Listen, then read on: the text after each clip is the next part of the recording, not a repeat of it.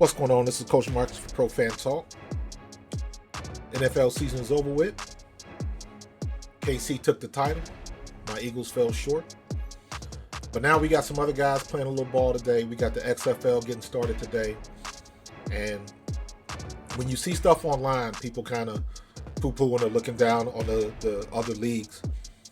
As somebody that played in the Canadian League and the World League, at the end of the day, all those guys are just looking for is an opportunity to play the game that they love.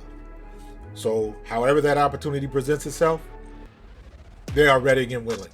When I was with the Eagles in 93-94, they drafted Charlie Garner. I found myself on the chopping block, bounced around a little bit, went to Jacksonville,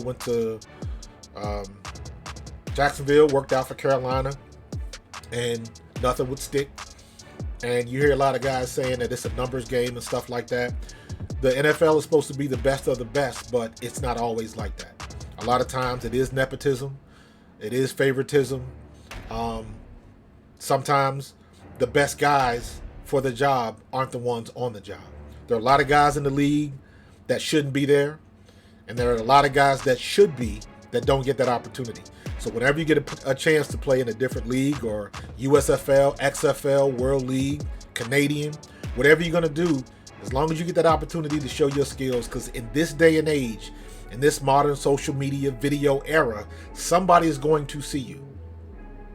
All right? Somebody's going to see you, see what you can do, because I don't care what level you're playing at, Canadian, NFL, XFL, arena, doesn't matter. If you run a 4.3, you run a 4.3. That's all that matters. They want to see if you got the skills. And a prime example of that is that kid down in Dallas, Kevontae Turpin. He lit the USFL up. How did somebody miss him? I'm sure he worked out for teams. And what did he not do?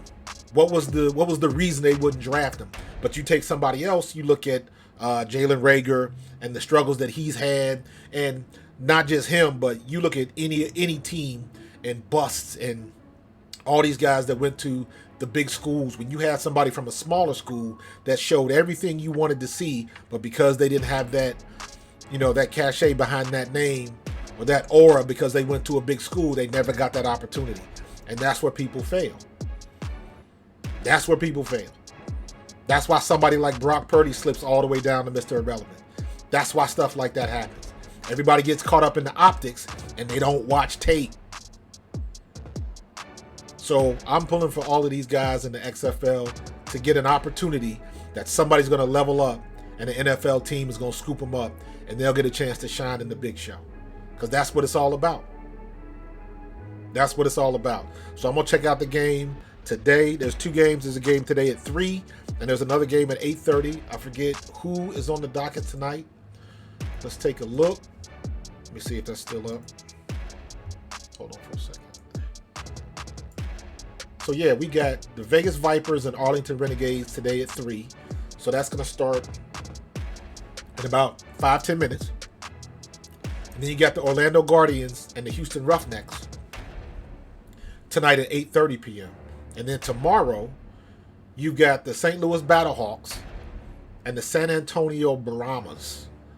That's at 3, and then the primetime game at 8 on Sunday is the Seattle Sea Dragons and the DC Defenders.